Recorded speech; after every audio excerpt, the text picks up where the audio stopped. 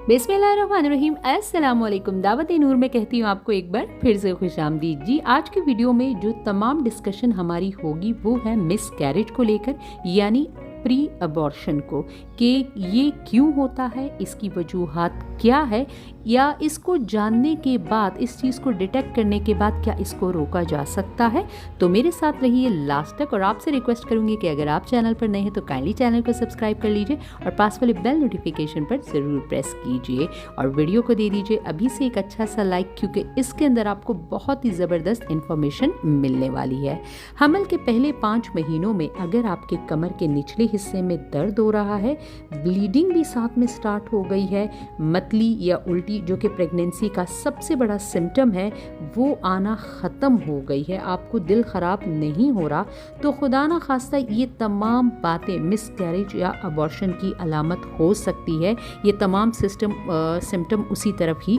जाते हैं। आज की वीडियो में हम मिस कैरेज को लेकर तमाम डिस्कशन करने जा रहे हैं कि इसकी अलामत क्या है, इनकी वजूहात क्या हो सकती है, और प्रेगनेंसी के 5 महीने में हमल जो ज़ाया होता है ये कितना, मतलब 80% तक केसेस जो अबॉर्शन के होते हैं वो पहले 3 महीने में ही हो जाते हैं। मतलब फर्स्ट 3 मंथ आपके जो है, ये जो 6 वीक आपके कह लीजिए या 8 वीक कह लीजिए, इसके अंदर अगर हमल बेहतर नहीं है तो वो ज़ाया हो जाता है। प्रेगनेंसी के दौरान कभी कभी हमें बहुत तकलीफ़ देने वाली हालत से गुजरना पड़ता है जब हमारी प्रेगनेंसी मज़ीद आगे कंटिन्यू नहीं हो पा रही होती है। जब हम अपने नॉर्मल चेकअप के लिए जाते हैं तो डॉक्टर कहते हैं प्रेगनेंसी की कंडीशन बेहतर नहीं है, मतलब हमल जो है, एम्ब्रियो जो है वो हेल्दी नहीं है और ये आगे जाके हो सकता है कि कामयाब ना हो सके, अबॉर्शन या मिस कैरेज हो जाएगा। जब ये न्यूज़ हमें मिलती है तो हम बहुत सैड हो जाते हैं और तब हम ये जानना चाहते हैं, नंबर 1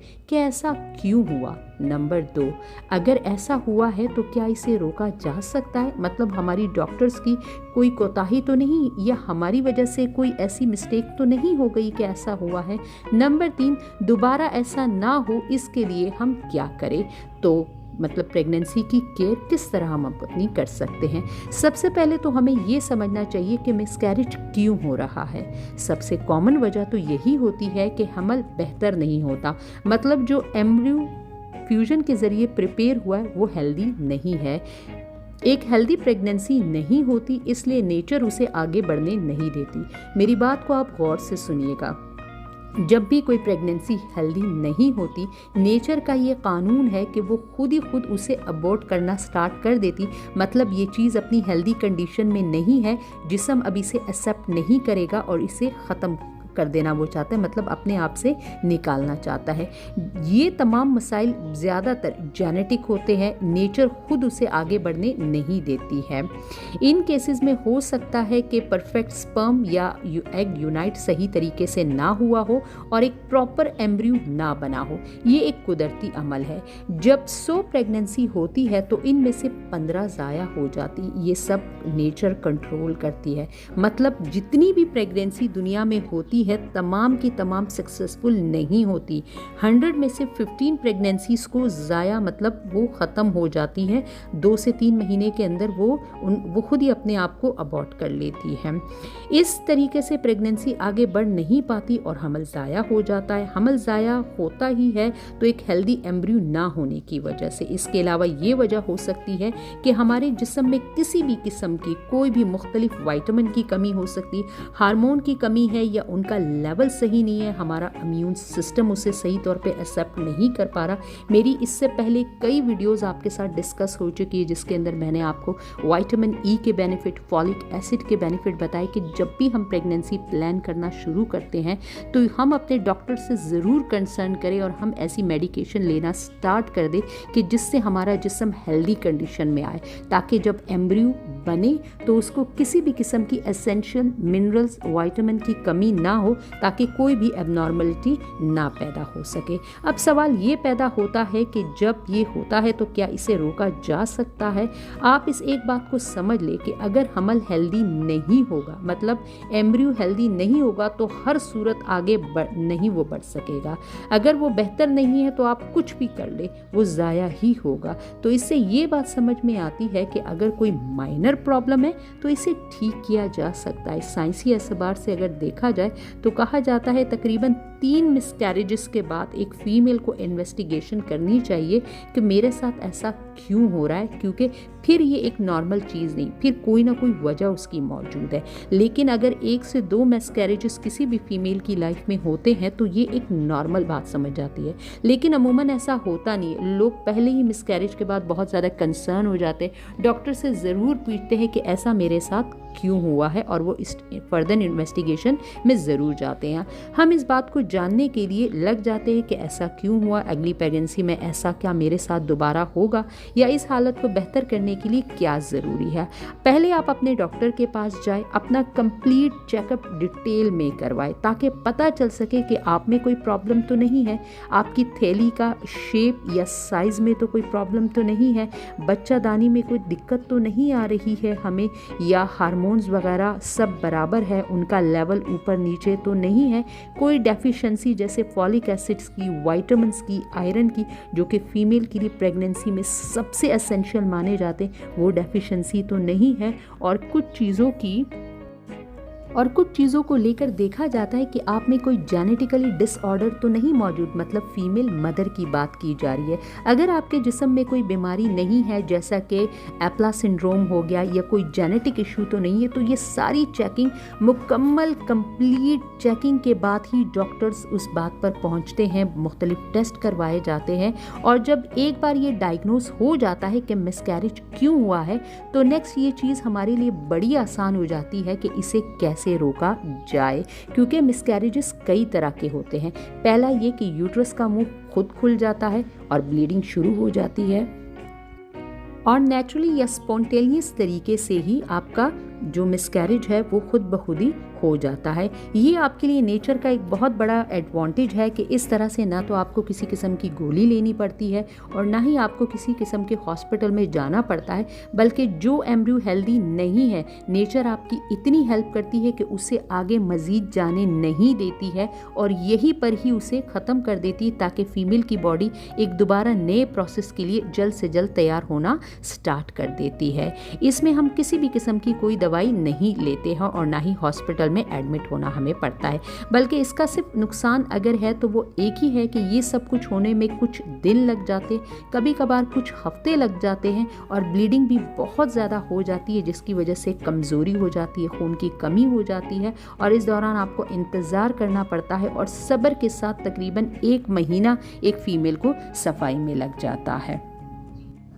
दूसरा तरीका यह है कि डॉक्टर आपको कुछ दवाइयाँ रिकमेंड करते हैं, इसे या तो कभी कभार ओरली लेना पड़ता है, या आपको इंटरनली वो रखनी पड़ती है, जिसके बाद आपको क्रैम्प्स और पेन स्टार्ट हो जाते हैं, और ब्लीडिंग शुरू हो जाती है, और प्रोडक्ट खुद ब खुद बाहर आना स्टार्ट हो जाते हैं, और सफाई हो जाती है। थर्ड ऑप्शन ये है कि आपको DNC करना पड़ता है। इसका सबसे बड़ा फ़ायदा, जो कि सबसे ज़्यादा डॉक्टर रिकमेंड्स करते हैं कि DNC ही करवाई जाए, कुछ ही घंटों में एक हो जाती है, आपको किसी किस्म के पेन से गुजरना नहीं पड़ता है, और सिस्टमेटिकली ये सब कुछ होता है, और कंट्रोल इन्वायरमेंट में डॉक्टर्स की प्रॉपर केयर की इन्वेजिलेशन में आपका तमाम प्रोसेस हो जाता है, मुकम्मल सफाई हो जाती है, और बिल्कुल तमाम चीज़ें सेट हो जाती है। ये सब तो आपको मैंने समझा दिया है कि इसके हल कई हैं, इसकी वजूहात भी कई हैं, लेकिन ज़्यादातर लोग इसकी इन्वेस्टिगेशन और इसकी तगोदो में बहुत ज़्यादा लग जाते हैं। लास्ट में मैं अपनी तमाम तर बहनों को ये एक बात समझाना चाहूँगी कि जितनी भी सारी प्रेगनेंसीज नेचर जो कंडक्ट कर रहा है, दुनिया का जो एक निज़ाम चल रहा है, ये सारी हो रही है, इनमें तमाम की तमाम कामयाब नहीं हो पाती। अगर इस बात को हम लोग इस्लामिक पॉइंट ऑफ व्यू से ले, बीइंग अ मुस्लिम, तो ये इंसान की दर्जात की बुलंदी का सबब बनता है कि अल्लाह ताला उसे किसी तकलीफ़ से गुजारता है। ये तमाम प्रोसेस नेचुरल होता है, और इसमें ऐसा कोई उनसर नहीं है कि अगर आपके मिसकैरेजेस हो रहे हैं, ये बात आपके नुकसान में जा रही, ये बात आपके फेवर में नहीं जा रही है,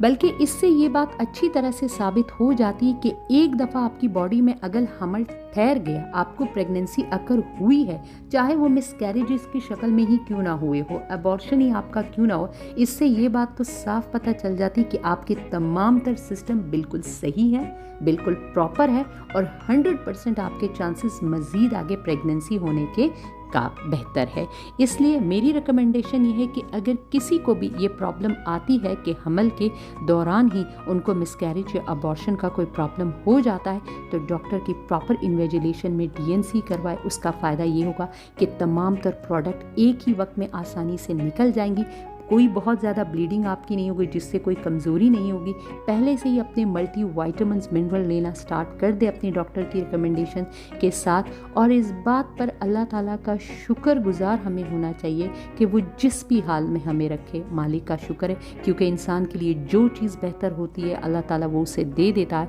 और जो चीज़ उसके लिए बेहतर नहीं होती वो उससे ले लेता है। लेने के उसके दो मकसद हो सकते हैं, या तो वो चीज़ उसके लिए बेहतर नहीं या उसकी दर्जात की बुलंदी की जाती। कभी कभार हमारे आमाल ऐसे नहीं होते कि वो कुछ जो है ना हमारे जो पलरा है उसके अंदर वज़न पैदा कर सके। अल्लाह ताला हमें अपनी ज़िंदगी में कुछ ऐसे हालात से, कुछ ऐसे गम या दुख या ऐसी तकलीफ दे सिचुएशन से गुजारता है जिसके ऊपर जब हम सब्र करते हैं, शुक्र करते हैं और कहते हैं कि अल्लाह तेरा ही दिया हुआ था और तूने ही हमसे ले लिया, तो यकीन जाने अल्लाह ताला की हदीस कुदसी है कि मैं उसके बाद उसे इससे बेहतर बदला देता हूँ। ये मेरे अल्फाज नहीं है, ये हदीस कुदसी है। और आपसे यही करूँ कि कसरत से अल्लाह ताला से इस्तिग़फ़ार करते रहिए ताकि हमें आगे जाके एक अच्छी लाइफ, एक स्टेबल फैमिली के साथ मिल सके, क्योंकि तमाम चीज़ें लास्ट में सिर्फ़ और सिर्फ अल्लाह ताला को ही जो है ना हम मांग सकते हैं, और वो ही इंसान को देने वाला है। डॉक्टर्स की रिकमेंडेशन, ये सारी चीज़ें अपनी जगह,